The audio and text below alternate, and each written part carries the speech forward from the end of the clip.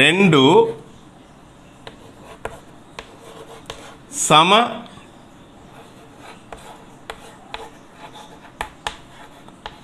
ప్రాధాన్యత కలిగిన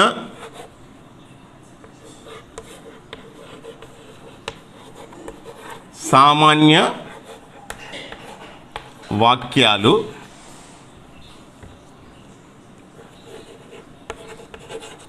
ఒకే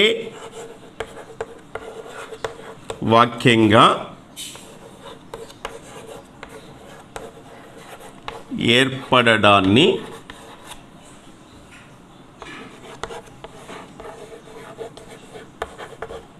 సంయుక్త వాక్యం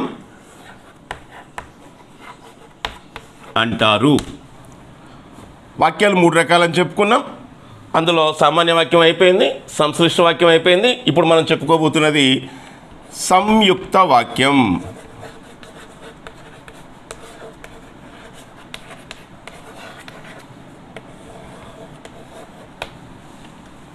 సంయుక్త వాక్యం. సంయుక్త వాక్యానికి సంశ్లిష్ట వాక్యానికి ఉన్నటువంటి డిఫరెన్స్ ఏంటో, భేదం ఏంటో చూద్దాం. సంశ్లిష్ట వాక్యమైన సంయుక్త వాక్యమైన ఈ రెండూ కూడా సామాన్య వాక్యాల కలయిక చేతనే ఏర్పడుతుంది.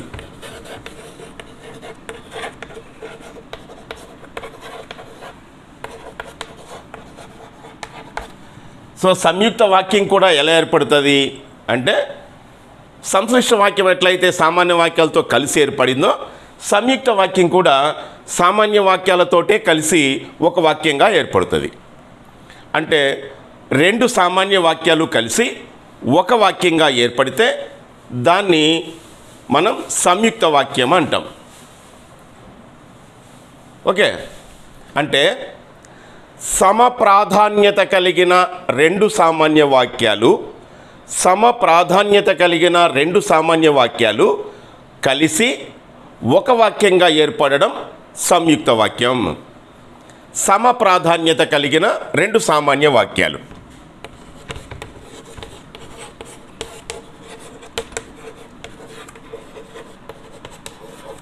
సమ ప్రాధాన్యత కలిగిన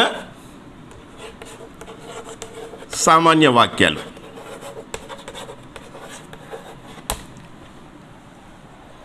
సమ ప్రాధాన్యత కలిగిన రెండు సామాన్య వాక్యాలు కలిసి ఒక వాక్యంగా ఏర్పడడం. ఏంటి ప్రాధాన్యత అంటే, మనం రెండు వాక్యాలను కలిపేటప్పుడు ఇదొక సామాన్య వాక్యం, ఇదొక సామాన్య వాక్యం, రెండు సామాన్య వాక్యాలు కలిసి ఒక వాక్యంగా ఏర్పడుతుంది. అయితే ఈ సామాన్య వాక్యానికి ఎంత ప్రాధాన్యత ఉంటుందో ఈ సామాన్య వాక్యానికి కూడా అంతే ప్రాధాన్యత ఉంటుంది. రెండు ఈక్వల్ ఇంపార్టెన్స్ కలిగినటువంటి వాక్యాలు. సంశ్లిష్ట వాక్యంలో అలా కాదు. సంశ్లిష్ట వాక్యంలో ఒకటే ప్రాధాన్యత కలిగిన వాక్యం ఉంటుంది, మిగిలినవన్నీ అప్రాధాన్యత వాక్యాలు. ఇప్పుడు రాజు నిద్ర లేచి అన్నం తిని బడికి వెళ్ళాడు అని అంటాం. రాజు అన్నం తిని నిద్ర లేచి అన్నం తిని బడికి వెళ్ళాడు. ఓకే, మూడు పనులు చేశాడు. రాజు నిద్ర లేచాడు, అన్నం తిన్నాడు, బడికి వెళ్ళాడు కదా, మూడు వాక్యాలు. రాజు నిద్ర లేచాడు, రాజు అన్నం తిన్నాడు, రాజు బడికి వెళ్ళాడు. ఈ మూడింటిని కలిపి మనం ఎలా చెప్తున్నాం? రాజు నిద్ర లేచి అన్నం తిని బడికి వెళ్ళాడు. ఇది సంశ్లిష్ట వాక్యం కదా. ఇందులో మూడు వాక్యాలు ఉన్నప్పుడు చివరిది మాత్రమే ప్రాధాన్యత కలిగిన వాక్యం. అంటే రాజు నిద్ర లేయడానికి ప్రాధాన్యత లేదు, రాజు అన్నం తినడానికి ప్రాధాన్యత లేదు, కానీ రాజు బడికి వెళ్ళాడు, దీనికి మాత్రమే ప్రాధాన్యత. ఓకే, కాబట్టి సంశ్లిష్ట వాక్యంలో చివర ఉన్నటువంటి వాక్యానికి మాత్రమే ప్రాధాన్యత ఉంటుంది, మిగిలినటువంటి వాక్యాలకి ప్రాధాన్యత ఉండదు. ఓకే, కానీ సంయుక్త వాక్యంలో అలా కాదు. రెండు వాక్యాలకి ప్రాధాన్యత ఉంటుంది, రెండు వాక్యాలకి ఇంపార్టెన్స్ ఉంటుంది. రెండు సమానమైన ప్రాధాన్యత కలిగినటువంటి సామాన్య వాక్యాలు. అలా రెండు కలిసి ఒక వాక్యంగా ఏర్పడితే దాన్ని మనం సంయుక్త వాక్యం అంటాం. అయితే రెండు సామాన్య వాక్యాలు కలిసేటప్పుడు రెండు సామాన్య వాక్యాలు కలిసేటప్పుడు ఇక్కడ అసమాపక క్రియలు ఉండవు. అసమాపక క్రియలు ఉండవు. మరి ఏముంటుంది రెండు వాక్యాలు కలిసేటప్పుడు అంటే కానీ, కాబట్టి, మరియు లాంటి పదాలు చేరుతాయి. రెండు వాక్యాలు కలిసేటప్పుడు కానీ, కాబట్టి, మరియు ఇలాంటి పదాల చేత రెండు వాక్యాలు కలపబడతాయి. అందుకే వీటిని అనుసంధాన పదాలు అని అంటాం. అనుసంధాన పదాలు. ఈ అనుసంధాన పదాల చేత రెండు వాక్యాలు మనం కలుపుతాం. ఇక్కడ అసమాపక క్రియలు ఉండవు. అసమాపక క్రియ ఉంటే అది సంశ్లిష్ట వాక్యం, అసమాపక క్రియ లేకపోతే అది సంయుక్త వాక్యం. Okay, clear? డిఫరెన్స్ బాగా అర్థమైందా మీకు? ఇక్కడ కూడా రెండు సామాన్య వాక్యాలు ఒకటిగా కలుస్తాయి. అయితే మధ్యలో కానీ, కాబట్టి, మరియు అనే పదాలు వాటిని కలుపుతాయి. ఓకే, ఎలా? ఒక ఎగ్జాంపుల్ చూద్దాం.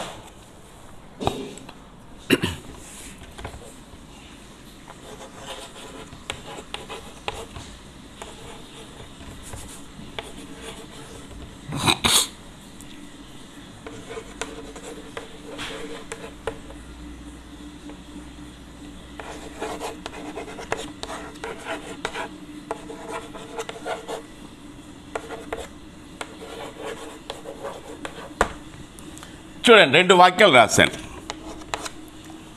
రెండు సామాన్య వాక్యాలు రాశాను. దొంగ దొరికాడు, వస్తువు దొరకలేదు. దొంగ దొరికాడు, వస్తువు దొరకలేదు. ఓకే, రెండు సామాన్య వాక్యాలు. ఈ రెండింటిని మనం కలపాలి, సంయుక్త వాక్యంగా కలపాలి. సంయుక్త వాక్యంగా కలపాలి అంటే చూడండి, ఇక్కడ కానీ, కాబట్టి, మరియు ఈ మూడు పదాలలో ఏదో ఒకటి దీన్ని కలుపుతుంది. ఈ మూడు పదాలలో ఏదో ఒక పదం ఈ రెండింటినీ కలుపుతుంది. ఆ పదం ఏది? దొంగ దొరికాడు కానీ వస్తువు దొరకలేదు. దొంగ దొరికాడు కాబట్టి వస్తువు దొరకలేదు. దొంగ దొరికాడు మరియు వస్తువు దొరకలేదు. ఈ మూడింటిలో ఏది దీనికి సెట్ అవుతుంది? దొంగ దొరికాడు కానీ వస్తువు దొరకలేదు. ఓకే, కానీ అనేది ఇక్కడ సరిపోతుంది. కానీ అనే పదం ఈ రెండింటినీ కలిపేసింది. దొంగ దొరికాడు, ఇంతకుముందు ఫుల్ స్టాప్ ఉండేది, ఇప్పుడు ఫుల్ స్టాప్ లేదు. దొంగ దొరికాడు కానీ వస్తువు దొరకలేదు. ఒకే వాక్యం అయిపోయింది. ఓకే, కాబట్టి ఇది కానీ అనే పదం చేత ఇది కలపబడింది. ఇక్కడ చూడండి, అసమాపక క్రియ లేదు. చూడండి, దొంగ దొరికాడు కానీ వస్తువు దొరకలేదు. ఎక్కడ అసమాపక క్రియ లేదు. సో అసమాపక క్రియ లేకుండా కలపబడేది సంయుక్త వాక్యం. ఓకే, క్లారిటీ ఉందా? కాబట్టి ఇదే ఎగ్జాంపుల్ని మనం ఇంకొక రకంగా ఎలా రాయొచ్చు చూడండి.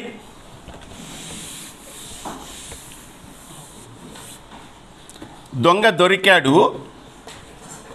వస్తువు దొరకలేదు. దీన్ని ఇంకొక రకంగా ఎట్లా రాయొచ్చు? ఇప్పుడు చూడండి, దొరికాడు అనే ఈ వర్బుని, దొరికాడు అనే దాన్ని మనం మార్చి కానీ, కాబట్టి, మరియు పెట్టకుండా దీన్ని అసమాపక క్రియగా మార్చి మనం రాసేయచ్చు. ఎలా? దొంగ దొరికినా, దొంగ దొరికినా వస్తువు దొరకలేదు.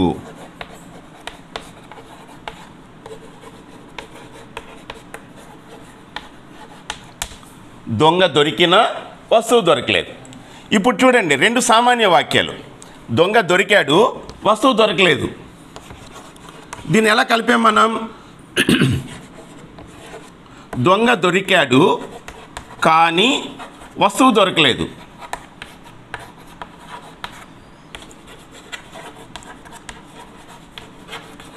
చూడండి, దొంగ దొరికాడు కానీ వస్తువు దొరకలేదు. ఇట్లా రాయొచ్చా? దొంగ దొరికాడు, దొంగ దొరికినా వస్తువు దొరకలేదు, ఇట్లా రాయొచ్చా? రెండు కరెక్టే, రెండు కరెక్టే. అయితే ఇలా రాస్తే ఇది సంశ్లిష్ట, ఇలా రాస్తే సంశ్లిష్ట. వై? ఇక్కడ చూడండి, దొరికినా, దొరికినా అభ్యర్థకం, అంతే కదా. చదివి, చదువుతూ, చదివితే, చదివినా అభ్యర్థకం అయిపోతుంది. సో ఇట్లా రాస్తే అది సంశ్లిష్ట వాక్యం. ఇలా రాసామనుకోండి, ఇక్కడ అసమాపక క్రియ లేదు, కాబట్టి అసమాపక క్రియ లేకుండా కానీ, కాబట్టి, మరియు లాంటి పదాలతో మనం కలిపితే అది సంయుక్త వాక్యం. ఇట్స్ ద డిఫరెన్స్ బిట్వీన్ సంయుక్త అండ్ సంశ్లిష్ట. ఓకే, బాగా అర్థమైంది కదా. సో ఇంకొక ఎగ్జాంపుల్ చూద్దాం.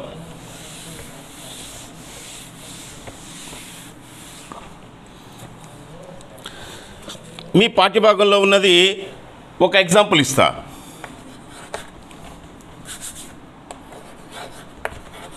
వనజ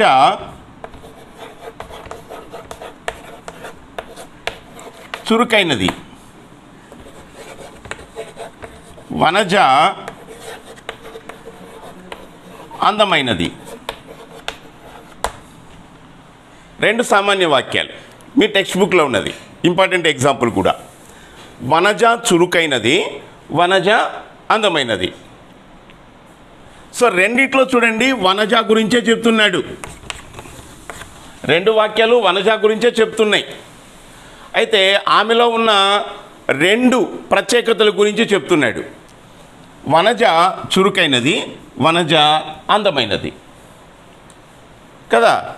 దీన్ని మనం సంయుక్త వాక్యంగా కలపాలి, దీన్ని మనం సంశ్లిష్ట వాక్యంగా కలపలేం. ఓకే, ఎలా కలపాలి? వనజ చురుకైనది, దీర్ఘం పెట్టాలి.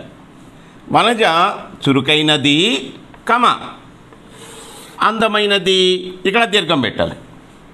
వనజ చురుకైనది, అందమైనది. రెండో వాక్యంలో ఉన్న వనజ తీసేస్తాం. వనజ రెండుసార్లు రిపీట్ అయింది కాబట్టి రెండోసారి రిపీట్ అయిన వనజను తీసేస్తాం. సో వనజ చురుకైనది, అందమైనది. వనజ చురుకైనది, అందమైనది. సో ఆ రెండింటినీ కలపడానికి మనం కానీ వాడల, కాబట్టి వాడల, మరియు వాడల, అసమాపక క్రియగా కూడా మార్చలే. ఓకే, కాబట్టి ఇది సంయుక్త వాక్యం. అసమాపక క్రియ లేదు కాబట్టి సంయుక్త వాక్యం. ఈ వాక్యాన్ని ఎలా రాస్తున్నాం మనం? వనజ చురుకైనది, కమ అందమైనది, ఫుల్ స్టాప్. సో ఇది ఆన్సర్. సంయుక్త వాక్యం ఇలా కలపాలి. లేదా దీన్ని మనం కానీ, కాబట్టి, మరియు ఈ మూడింటిలో ఒకదాన్ని యూజ్ చేసి కూడా మనం కలపచ్చు. ఎలా? వనజ చురుకైనది మరియు అందమైనది. అప్పుడు ఇక్కడ దీర్ఘాలు అవసరం లేదు. చూడండి దాన్ని ఎలా రాయొచ్చు మనం? వనజ చురుకైనది మరియు అందమైనది. వనజ చురుకైనది మరియు అందమైనది. మరియు పెట్టకపోతే మనం చురుకైనది దీర్ఘం పెట్టాలి, అందమైనది దీర్ఘం పెట్టాలి. ఓకే, కానీ, కాబట్టి, మరియు లాంటి మూడు పదాలు చేత రెండు వాక్యాలని మనం కలిపితే అది సంయుక్త వాక్యం. ఓకే, ఆ మూడు పదాలు పెట్టచ్చు, ఒక్కొక్కసారి పెట్టకుండా కూడా మనం రాయొచ్చు. ఓకే, సో ఇది సంయుక్త వాక్యం. మీ టెక్స్ట్ బుక్లో ఉన్న ఇంకా 2-3 ఎగ్జాంపుల్స్ చూద్దాం.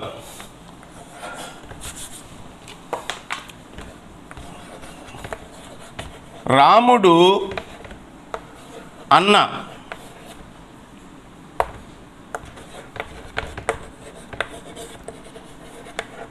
లక్ష్మణుడు తమ్ముడు. రాముడు అన్న, లక్ష్మణుడు తమ్ముడు. ఈ రెండు వాక్యాలు మనం కలపాలి. ఓకే, ఇక చూడండి రాముడు అన్న, ఇక్కడ వర్బు లేదు అసమాపక క్రియ మార్చడానికి. లక్ష్మణుడు తమ్ముడు, ఇక్కడ కూడా వర్బు లేదు. కాబట్టి క్రియలు ఉండొచ్చు, ఉండకపోవచ్చు. కానీ సంయుక్త వాక్యంగా మార్చేటప్పుడు ఈ రెండిటికి ఈక్వల్ ఇంపార్టెన్స్ ఉంది అనేది మనం గుర్తుపెట్టుకోవాలి. రెండు సామాన్య వాక్యాలు, రెండు సమ ప్రాధాన్యత కలిగిన సామాన్య వాక్యాలు. చూడండి రాముడు అన్న, రామునికి ఎంత ఇంపార్టెన్స్ ఉందో లక్ష్మణుడు తమ్ముడు, లక్ష్మణునికి కూడా అంత ఇంపార్టెన్స్ ఉంది. ఓకే, రెండు సమ ప్రాధాన్యత కలిగినటువంటి వాక్యాలు. సో ఈ రెండింటినీ కలిపేటప్పుడు ఇక్కడ కర్త ఒకటే లేదు, ఇక్కడ రాముడు ఇక్కడ లక్ష్మణుడు వేరు వేరు పేర్లు. కాబట్టి వీళ్ళిద్దరినీ కలిపి మనం ఎట్లా రాయొచ్చు, రాముడు లక్ష్మణుడు అని రాయొచ్చు, లేదా రామ లక్ష్మణులు అని రాయొచ్చు. వీళ్ళిద్దరిని ఒకే వాక్యంలో పెట్టేస్తామా, రాముడు లక్ష్మణుడు అని రాయొచ్చు, లేక రామ లక్ష్మణులు అని రాయొచ్చు. రామ లక్ష్మణుల్లో రాముడు అన్న, లక్ష్మణుడు తమ్ముడు, అంటే వీళ్ళిద్దరు ఏంటి, అన్నదమ్ములు. కాబట్టి రామ లక్ష్మణులు అన్నదమ్ములు, రామ లక్ష్మణులు అన్నదమ్ములు అని రాస్తాం. అలా మనం సెంటెన్స్ని ఒక వాక్యంగా కల్పిస్తాం. ఓకే, అలాగే ఇంకొక ఎగ్జాంపుల్ మీ టెక్స్ట్ బుక్లో ఉన్నది చూడండి. అజిత అక్క శైలజ చెల్లెలు. అజిత అక్క శైలజ చెల్లెలు, ఈ రెండు వాక్యాలను కలిపి మనం ఒక వాక్యంగా రాయాలి. అజిత అక్క అయితే శైలజ చెల్లెలు, కాబట్టి వీళ్ళిద్దరు ఎవరు, అక్క చెల్లెళ్ళు. ఇద్దరి పేర్లను మనం ఒకే వాక్యంలో పెట్టాలి. అజిత శైలజ, అజిత శైలజ అక్క చెల్లెళ్ళు, చెల్లెళ్ళు అక్క చెల్లెళ్ళు, అక్క చెల్లెళ్ళు ఇట్లా రాయాలి. చెల్లెళ్ళు, అక్క చెల్లెలు అని రాయకూడదు, అక్క చెల్లెళ్ళు అని రాయాలి. ప్లూరల్, బహువచనం. కాబట్టి అజిత శైలజ అక్క చెల్లెళ్ళు అని రాస్తే సరిపోద్ది. ఇప్పుడు చూడండి, ఇక్కడ అసమాపక క్రియలు ఏమీ లేవు. కాబట్టి మీరు గుర్తుపెట్టుకోవాల్సింది ఏంటి అంటే, అసమాపక క్రియలు ఉంటే అది సంశ్లిష్ట వాక్యం, అసమాపక క్రియలు లేకపోతే అది సంయుక్త వాక్యం. అసమాపక క్రియల చేత కలిపేది సంశ్లిష్ట వాక్యం, అసమాపక క్రియలు లేకుండా కలిపేది సంయుక్త వాక్యం. That is the difference between సంశ్లిష్ట అండ్ సంయుక్త. ఓకే, పాయింట్ క్యాచ్ చేశారు కదా, రైట్. ఇక్కడ చూడండి ఇంకొక ఎగ్జాంపుల్, మీకంటే డౌట్స్ అన్ని క్లారిఫై కావడం కోసం ఇంకొక ఎగ్జాంపుల్ ఇస్తాను. మీకు టెక్స్ట్ బుక్లో ఉన్నటువంటి ఎగ్జాంపులే. ఆయన డాక్టరా క్వశ్చన్ మార్క్, ఆయన ప్రొఫెసరా, ఇది రెండు వాక్యాలు. ఆయన డాక్టరా, ఆయన ప్రొఫెసరా అనేది రెండు వాక్యాలు. డాక్టరా ప్రొఫెసరా అని ఎవరిని అడుగుతున్నాడు, వేరు వేరు వ్యక్తులు కాదు, ఒక వ్యక్తినే. కాబట్టి మొదటి వాక్యంలో ఆయన ఉంది, రెండో వాక్యంలో ఆయన ఉంది, రెండు ఒకే రకమైన పదాలు లేక సర్వనామాలు అనుకుందాం, రెండు ఒకే రకమైన సర్వనామాలు. కాబట్టి మొదటి వాక్యంలో ఆయన, దాన్ని అలాగే ఉంచుతాం. రెండో వాక్యంలో రిపీట్ అయింది కాబట్టి దీన్ని తీసేద్దాం. ఇప్పుడు ఈ రెండింటిని కలిపేద్దాం. ఆయన డాక్టరా ప్రొఫెసరా, ఆయన డాక్టరా ప్రొఫెసరా, సరిపోయిందా వాక్యం? ఆయన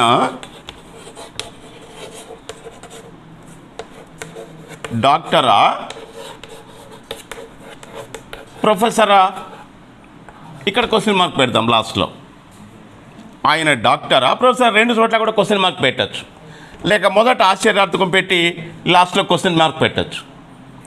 ఓకే, ఆయన డాక్టరా ప్రొఫెసరా, ఒకే వాక్యం అయిపోయింది. రెండు వాక్యాలు ఏంటి? ఆయన డాక్టరా ఒక వాక్యం, ఆయన ప్రొఫెసరా రెండో వాక్యం. ఆయన డాక్టరా ప్రొఫెసరా అని అడుగుతున్నాడు. ఓకే, ఇప్పుడు ఆమె యాక్టరా ఆమె డాక్టరా అని అడిగినప్పుడు ఆమె యాక్టరా డాక్టరా అని కలిపితే సరిపోద్ది. ఇక్కడ చూడండి, కానీ పెట్టలేదు, కాబట్టి పెట్టలేదు, మరియు పెట్టలేదు. ఓకే, మనం గుర్తించాల్సింది ఏంటి? చూడండి, ఆయన డాక్టరా ప్రొఫెసరా అన్నప్పుడు ఎక్కడ అసమాపక క్రియలు లేవు, ఎక్కడ అసమాపక క్రియలు లేవు. కాబట్టి అసమాపక క్రియలు లేకుండా కానీ, కాబట్టి, మరియు లాంటి అనుసంధాన పదాల చేత కలపబడేది సంయుక్త వాక్యం.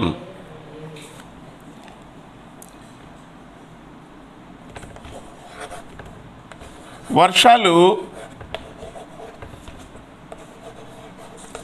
బాగా కురిశాయి. వర్షాలు బాగా కురిశాయి.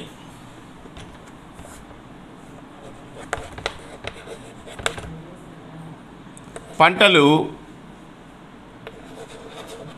బాగా పండాయి.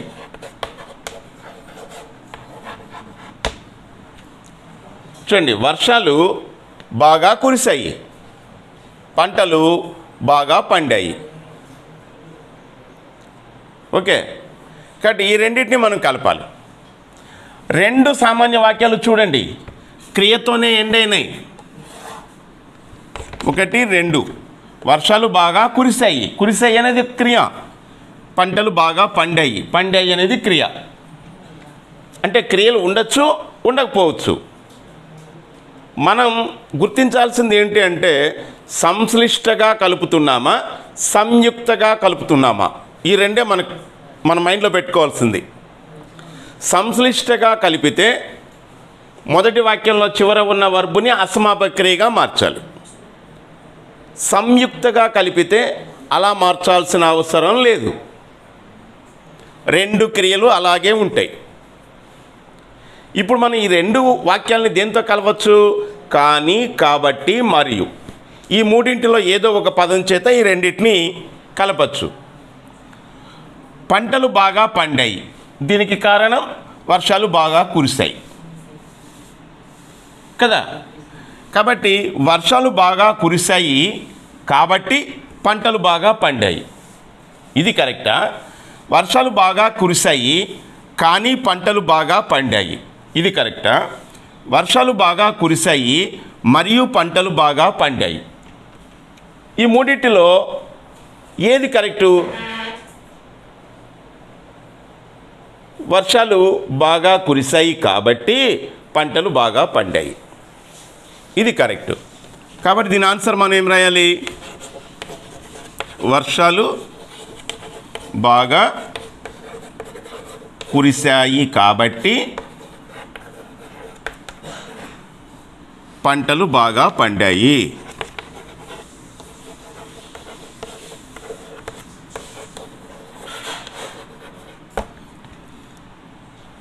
ఓకే, దీన్ని ఇంకా ఎలా కలపచ్చు? వర్షాలు బాగా కురిసినందువల్ల పంటలు బాగా పండాయి అని కూడా కలపచ్చు కదా. వర్షాలు బాగా కురిసినందువల్ల పంటలు బాగా పండాయి అలా కూడా రాయొచ్చు. అలా రాసినా అది సంయుక్త వాక్యమే అవుతుంది. ఓకే, ఆ రెండు రకాలుగా మనం కలపాలి, అంతేగాని అసమాపక క్రియలు పెట్టి మనం కలపకూడదు. ఓకే,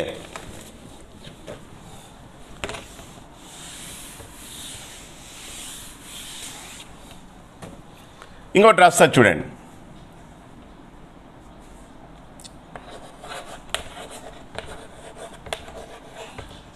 వర్షాలు బాగా పడ్డాయి,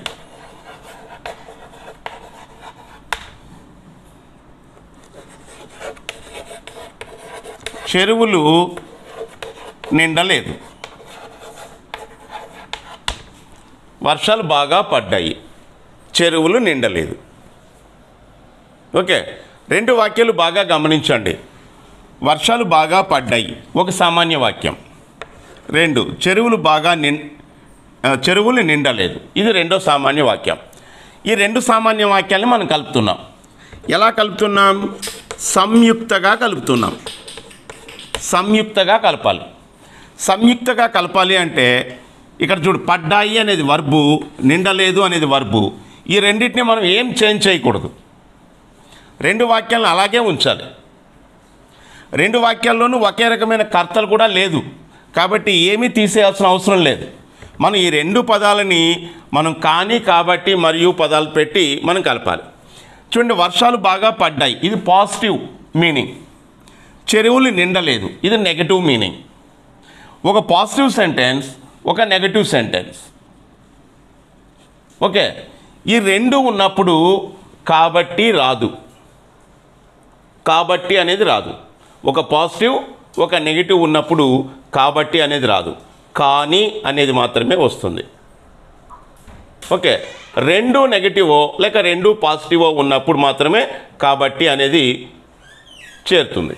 సో ఇక్కడ చూడండి, వర్షాలు బాగా పడ్డాయి కాబట్టి చెరువులు నిండలేదు. కరెక్టా? కాదు. వర్షాలు బాగా పడ్డాయి కానీ చెరువులు నిండలేదు. ఇది కరెక్టా? వర్షాలు బాగా పడ్డాయి మరియు చెరువులు నిండలేదు. ఇది కరెక్టా? ఏది కరెక్టు? వర్షాలు బాగా పడ్డాయి కానీ చెరువులు నిండలేదు. ఇది కరెక్ట్. కాబట్టి దీని ఆన్సర్ ఏంటి? వర్షాలు బాగా పడ్డాయి కానీ చెరువులు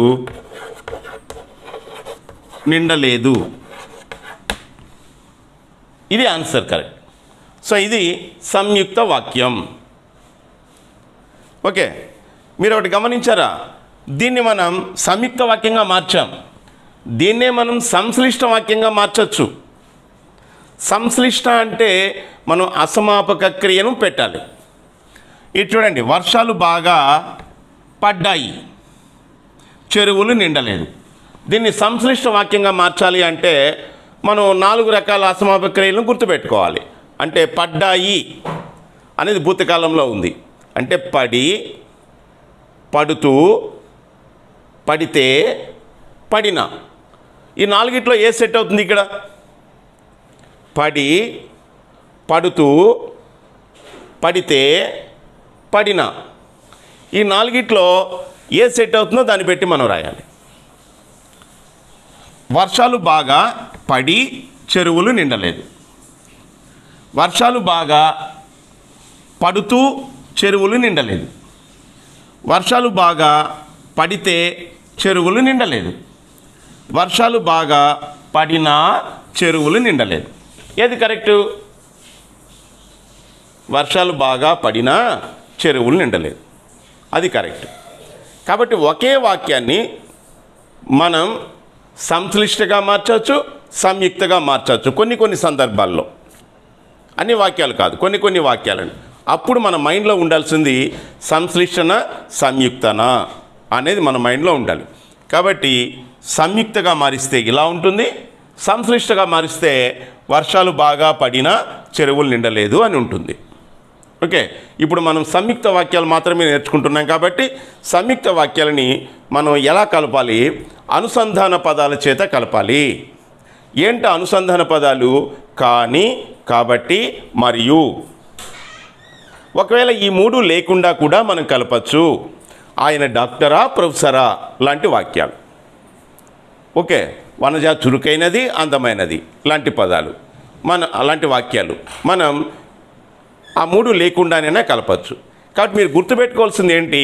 కానీ, కాబట్టి, మరియు అనే 3 పదాల చేత కానీ లేక ఈ 3 పదాలు లేకుండా కానీ కలిపేది సంయుక్త వాక్యం.